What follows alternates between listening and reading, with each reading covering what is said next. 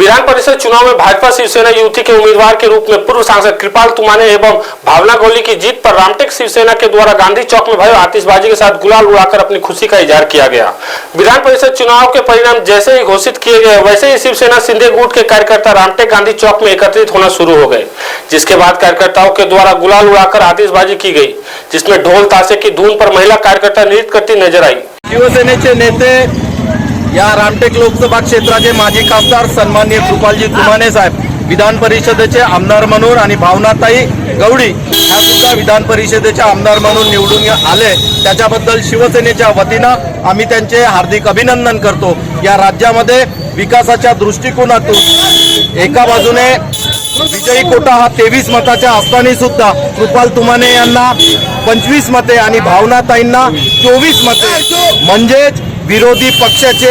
मत सुद्धा हे सत्ताधाऱ्यांच्या बाजूने या महाराष्ट्राच्या विकासासाठी एकनाथजी शिंदे साहेब यांच्या नेतृत्वामध्ये या महाराष्ट्राचा जो सर्वांगीण विकास होतोय, दीन दलित शोषित दुबळ्या शेतकरी शेतमजूर आणि खऱ्या अर्थानं या महाराष्ट्रातल्या बहिणीसाठी जो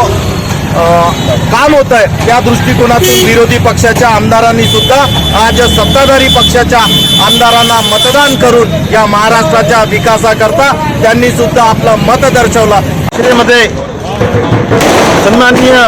कृपालजी तुमाने हे आमदार म्हणून निवडून आले, तर आज रामटेकमध्ये एक नव्हे दोन असे आमदार आहेत, त्यामुळे रामटेकचा विकास हा खऱ्या अर्थानं फार पुढे जाणार आहे।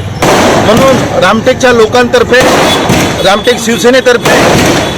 त्यांचं खूप अभिनंदन आणि त्यांना खूप खूप शुभेच्छा।